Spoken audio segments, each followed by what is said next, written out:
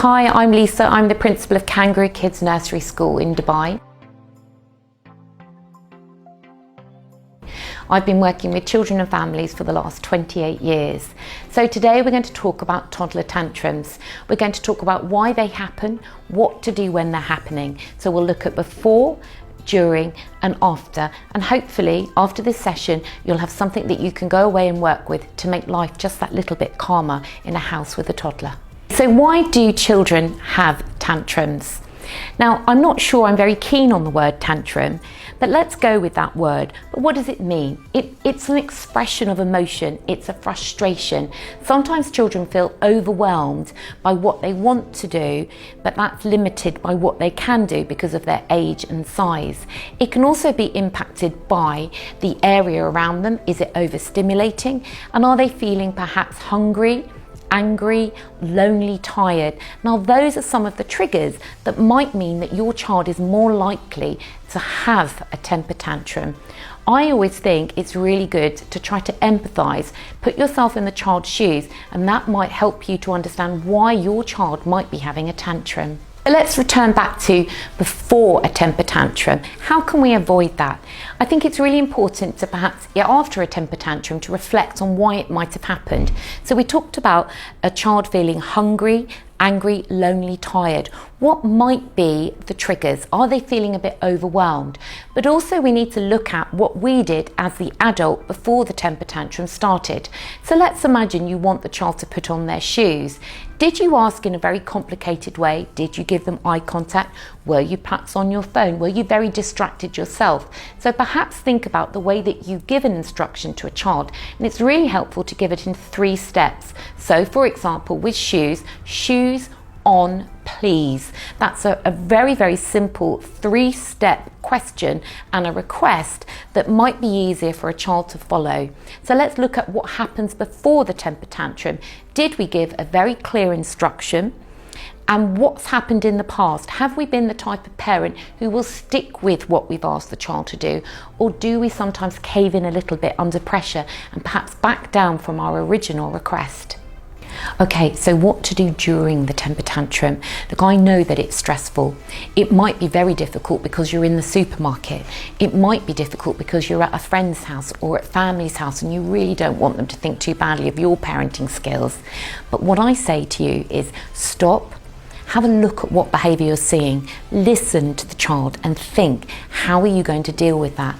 But more importantly, why not empathise? Try and understand what's happening, because actually it's really stressful when you're a small person and you can't express what's happening and you're yourself feeling very frustrated.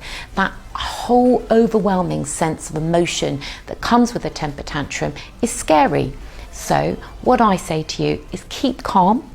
Listen, look, get down to the child's level. So just stop what you're doing and think. So come down to their level and really tune into what's happening. I understand you're feeling upset. I understand you're frustrated. I know you wanted mummy to give you that toy. I know you feel that way. I'm here for you. I understand. You're feeling angry, aren't you? But this feeling will pass. And so just take that time. But you know what I say is never ever go head to head with a child, because you're probably going to lose as an adult. If you go head to head, you will, I won't. Don't do it. You know what else you can do? Distract. Be really silly. Start singing silly songs. Do tickling. Talk about something else rather than adding more fuel into the fire. What we want is to keep things calm.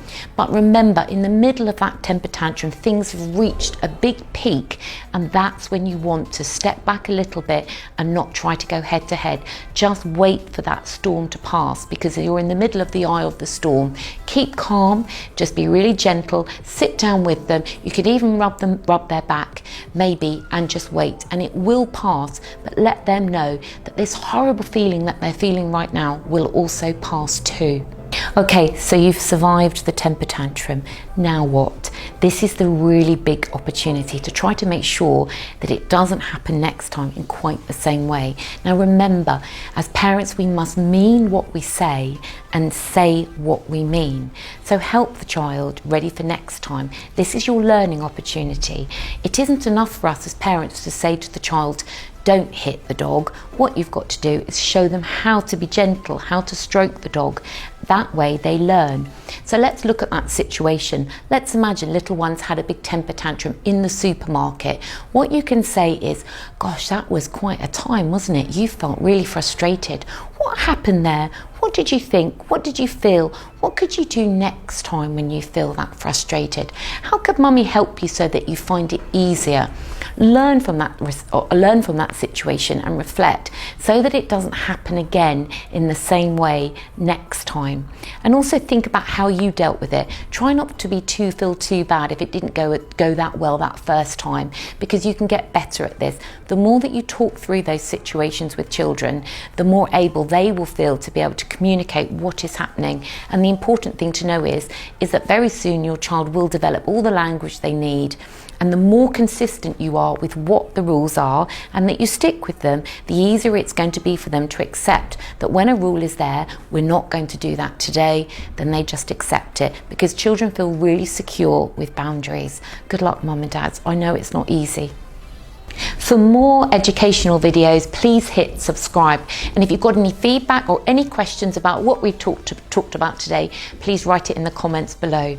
Thank you.